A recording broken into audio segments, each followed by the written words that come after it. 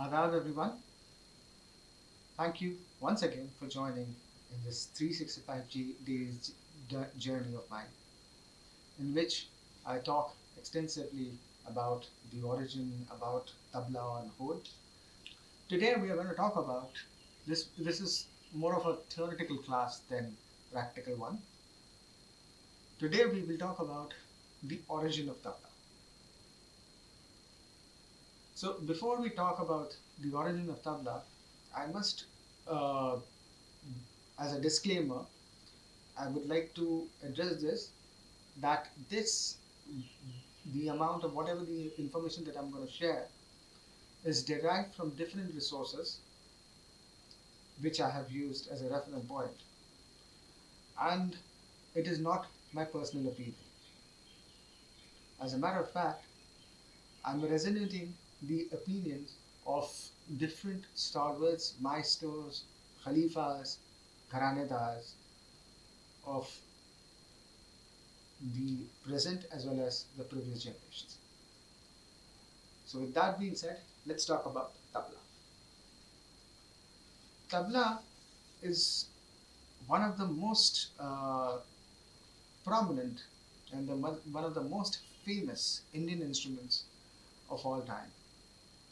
But just like there is no historical evidence of who created sitar or sarvo, similarly, the origin of tabla is a little, let's say, I don't want to say confusing, but there are a lot of controversies uh, attached to this instrument. There are different viewpoints. Some say something, some say the other. So today we are going to discuss about the different viewpoints about the origin of tabla.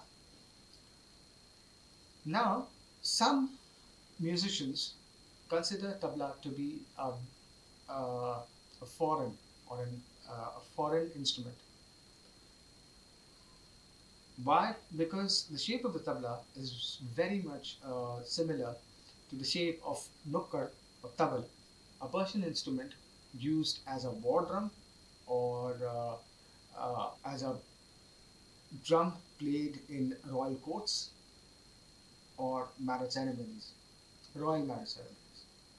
So this instrument is very much similar to tabla. Previously, in a lot of Mid Eastern uh, tales or theories or biographies of certain Middle Eastern kings, and over there, it has been extensively said that they used to carry, no matter how many uh, warriors were there, but they used to carry these war drums called tabl, and it was played with sticks just like nukkad. So nukkad, so it was played with sticks, and this was used to intimidate enemies. This used to create a sound that was so intimidating to the enemies that it used to favor the attackers or the defenders. So eventually, when the Mughals came into India, Babur, so it is said that he brought this tabl with them. And in India, this instrument evolved from an instrument that is being played on as a warhead, as a war drum, to an instrument which is played in different parts of history, in different cultural activities. And it also became an integral part of the Indian culture. Some say that tabl evolved from Afghanistan because there is an old folk in which of Afghanistan in which there was a king called Jubal who had invented an instrument which was very much similar to tabla, and it was called tabl. And from that thing, from that word, jubal ka tabl, came the word tabla.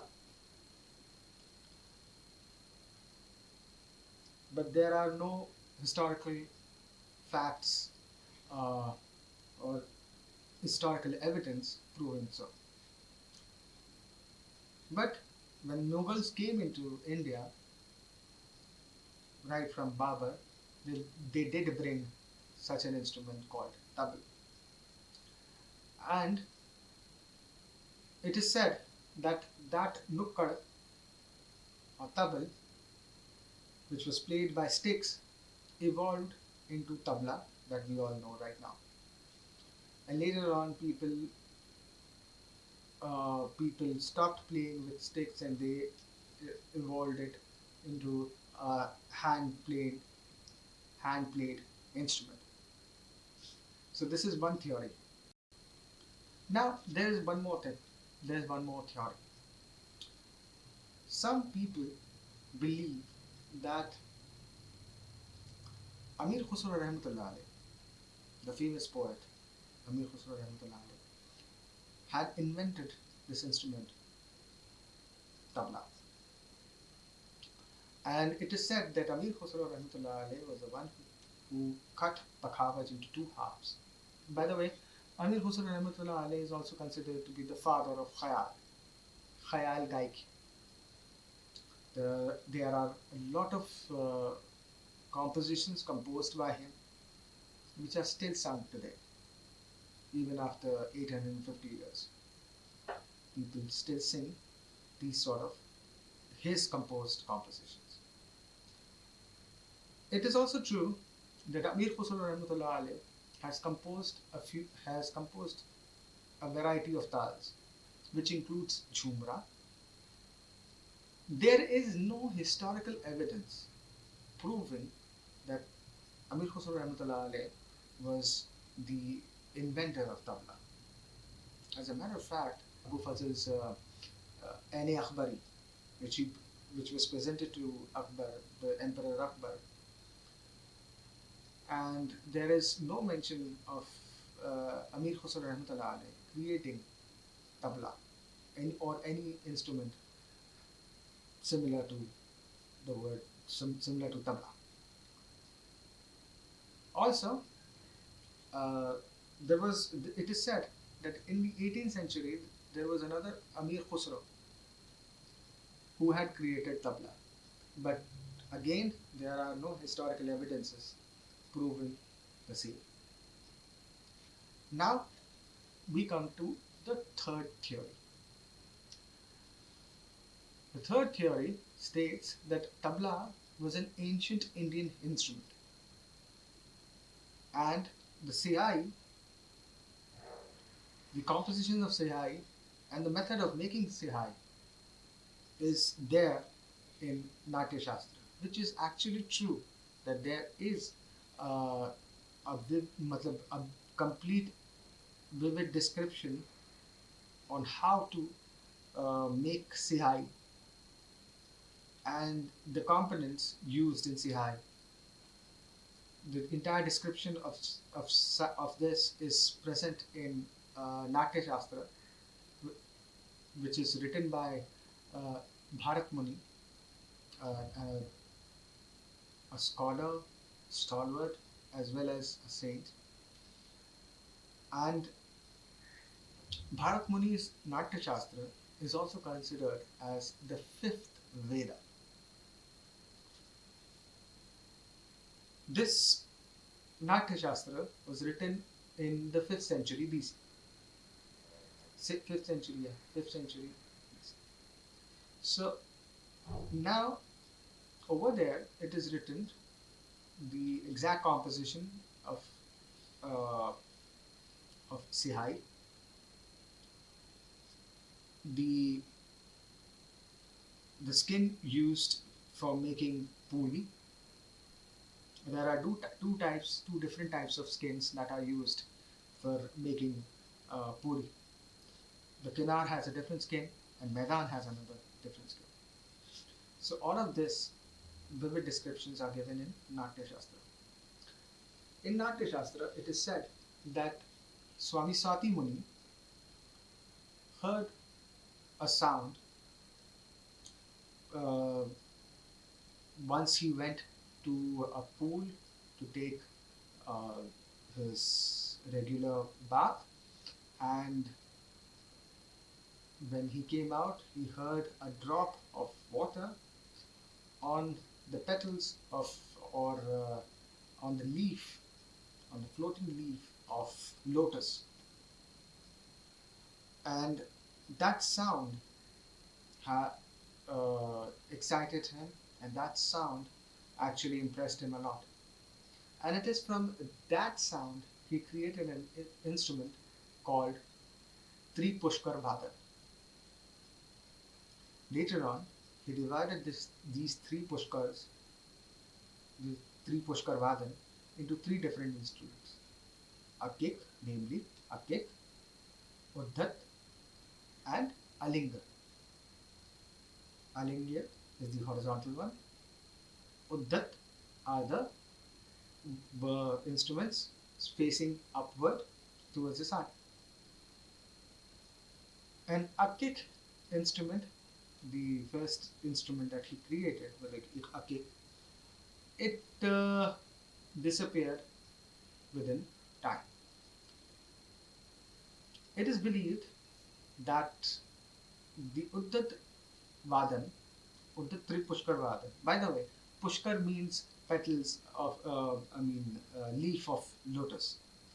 So, Uddhat is considered to be the predecessor of Tabla, and it is from Uddhat that the present day Tabla was evolved into. There are a lot of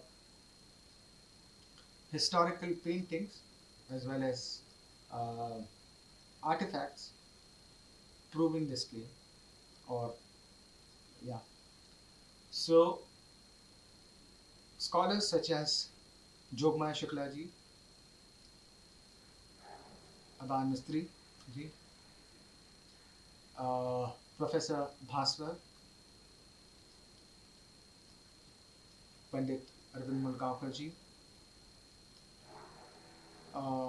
Sri Robert Gottlieb, and other prominent scholars, they have written in their books that this theory. It is said, as per their theory, that it is said that the Tripuṣkar Vādan was an instrument which was very much similar to tabla, and it was used as an accompanying instrument, and it was played with hands. As you can see in these photographs, that a Vādan, or a instrument like tabla, was there in the 1st century, 2nd century, right till 10th, 11th century. Now, after the 11th century, this instrument had undergone a major transformation. And as you can see in this photograph, that there is a woman, there's a carving of a woman. This is from a temple in the Solanki dynasty, present day modern day Gujarat. Back then it was called Rajputana. And over here, as we can see, that there is an instrument which is being played by this dancer, and she has strapped this instrument on her waist, and she's playing while performing. And in this instrument, as you can see, this instrument resembles the modern day tabla a lot. And the way she is playing also, look at the hand movements. Those hand movement is also very much similar to the hand movement that we use today. So this is the with historical evidence. This is what historians and musicologists, some musicologists believe, and it is said that tabla underwent two major transformations. Right, the first one was at its inception, and then later in the 12th century AD in Rajputana, and it it was done by one single person. That is the theory that has been presented by Professor Vasavaji, that that tabla or Tripuṣkar Vādan or Tatpuṣkar Vādan did transform into tabla, and it was done by one single person, and that is the second transformation of this Vādan, and it is still in the same shape as of the second transformation, and no further transformation has been done on it. So this is the third theory. So in conclusion, what we can say is that tabla is not an instrument that has been created on a single day. As a matter of fact, I would say it was not created on one day, but an instrument that has been evolved through centuries. It is not just an instrument. That's why when you, me, or any tabla player who plays tabla, we should be proud of the fact that we are not just playing an instrument, but we are being part of the rich cultural heritage, and history of India, and we are taking this history, taking this legacy forward. So in conclusion, tabla was not a single day invention, but an evolution, but an instrument that evolved over centuries. So with this, we end lesson number 8. See you tomorrow. Thank you for joining.